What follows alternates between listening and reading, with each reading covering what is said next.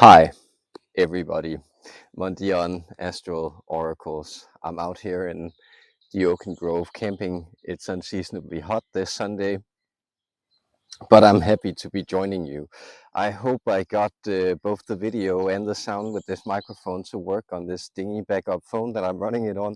It was the only one who wanted to connect, so let's hope that the technical trip-ups aren't too great for you to not be able to hear the messages. Speaking of which, thank you so much for last Sunday's live stream. It was a pleasure, even though there was some trip-ups. I'm really glad we got together and carried through and got some cool messages from the Intergalactic Council. So next Sunday, that is June 29th, 2025, we'll be joined by Archangel Uriel. So I'm really looking forward to communing with him, and you can of course join in with your questions or pre-submit them over at Patreon. And over at Patreon, I've also just shared a series of transcripts from Sirius, sage advice from Sirius, which you can also download over there for free if you're a member. So please consider doing that if you feel like that would be something you want to look into. And I'm hoping to see you next Sunday, or do send me your questions if you can't make it and you have some. Okay, so with all of that out of the way, I'm going to look into some Mantis communications here. It's been a good while since we checked in with my friends Phleep and Phlopp, the Mantis beings. They are very tricky, but they're also incredibly fascinating. So what I'm primarily interested in is these hybridization agendas. What I've been tapping into is that I've been feeling very off kilter since the last full moon, and then it kind of seesawed and tipped here this solstice just yesterday, and it really seems like a lot of energies are opening up, and I do sense that it's very connected to physical sensations. So the Mantis beings often somehow appear in connection to the hybrid program, and I've been feeling very rebuilt, like all almost as if that they wanted to run me through a set of physical sequences, both on the outside, going specific places, sort of in internal experiences, and guiding my physical work, and also very much so just in the happenstances, synchronicities, and not the least accidents which happened. So when I fell flat on my face on my bike a few weeks back, I kind of had the sensation that they've actually adjusted my overbite and my way of breathing to be more nasal and have a far deeper quality. So it's quite interesting to see how they'll just seemingly do this, and I do sense that also it is as if I'm seeing much more of the physical realities. For instance, I've been seeing the Arcturians and their energy very much in their physical shapes, and in how they actually would appear to our eyes and senses when I tap into these visionary explorations. And all of that seems to be a connection to why the veil is thinning, and so much of that takes place in these spiritual surgeries, places where they somehow seem to operate without necessarily our explicit consent, though of course it is something that our soul has agreed to, but often it seems like they will they will simply try to connect and move into somebody's reality. And so I was out hiking with a friend a few weeks back, and he had on the last night like this strong experience where, yeah, I could also, in the shelter we were lying, like just feel a whole lot of energy moving through him. Like that's what Wright called the orgo, and it's what I call the quanta. It's what we call the Holy Spirit, right? But this is the way that energy will move through the body and try rip apart and get rid of these stale patterns of sort of locked experience, and try to unlock the body into a new degree of subtleness and receptivity, and making it more energized. So those are ways it does that. But he also had the experience that it was somehow connected to these mantis beings that arose from my energy field as he was laying there. So that's very fascinating to me, because I often have the sense in this work that what I'm doing is somehow being a portal, or a kind of just a carrier for some of these energies, and then they seek out other people to activate them. And actually often it can be, for me, fairly overwhelming to experience how people then react to this experience, this activation. But it's also, at least it occurs to me, important work, beautiful work, and something that needs to happen. So of course I'm grateful and humbled that that's the case.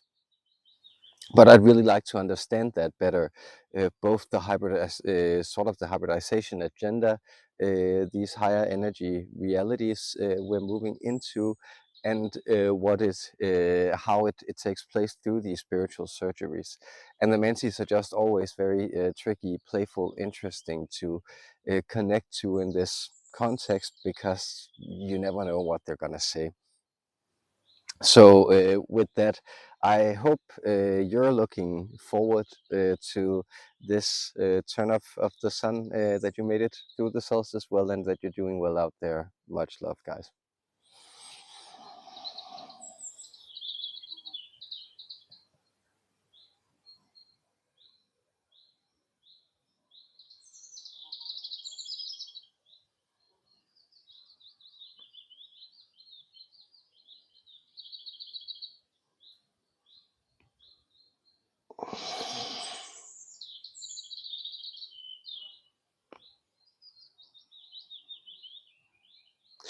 Greetings, dear humans.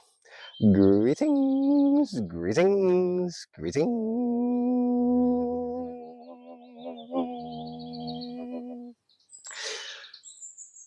We are moving a bit of light, an angelic light force, through this channel, vessel, instrument,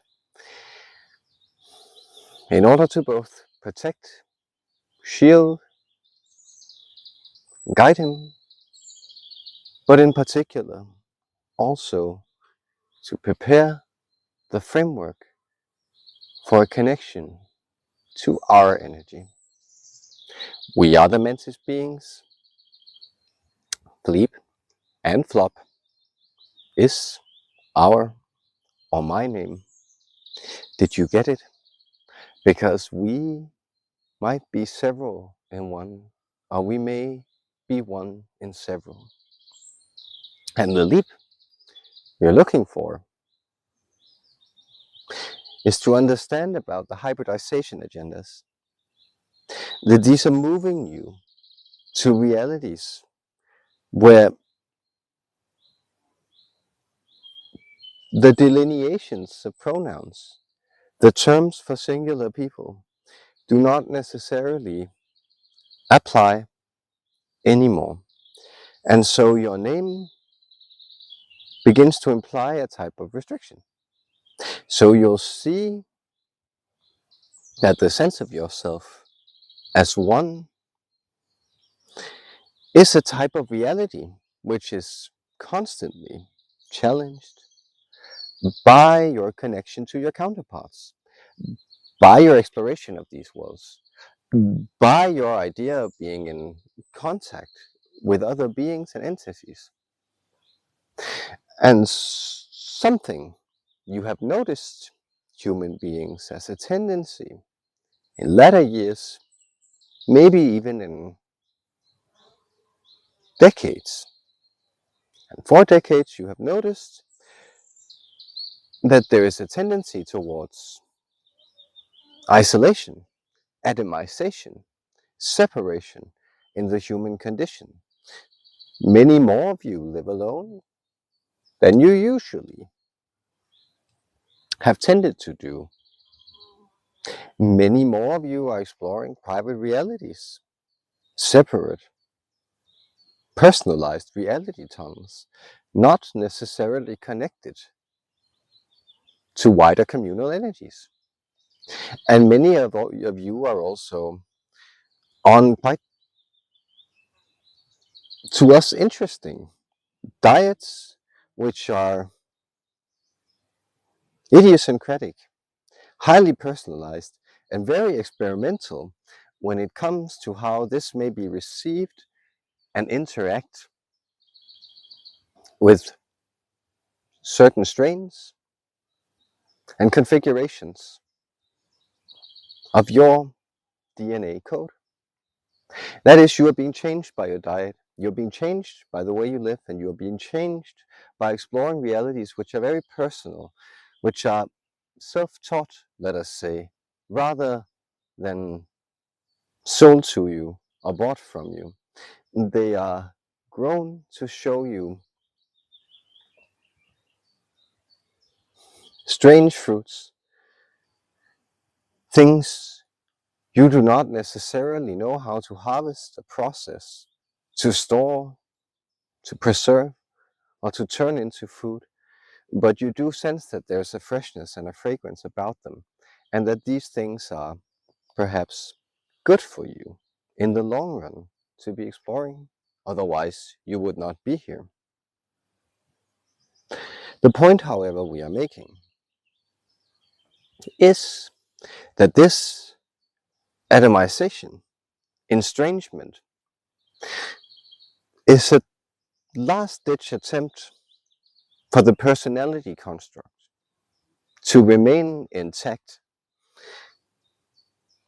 It might move into isolation because it's opening up, but the isolation is also allowing it to close and repeat itself within a limited framework, a limited frame of interpretation, a set of parameters which are still tangible and which can still be called by your name, preferences and dislikes, wants and desires, dreams and ideas. All these make you you. So what happens when you begin to be informed by a wider network of intelligence within the core of your reality, within the integrity of your reality? This is what we're presenting here to you. And what the vessel here was sensing was the sense that there is an opening here. And where many of you have before felt anxiety, apprehension in opening yourself up again to wider connectivity, you are now feeling curiosity. And this is truly because many of you have been rebuilt. This is the advent of the hybrids. So many codes have been translated to you, passed on to you, and you have all of you been directed into physical spaces where these codes may come to the forefront, or they may more unimpeded seep into your reality without you noticing. So you have been restructured, rebuilt, reconfigured.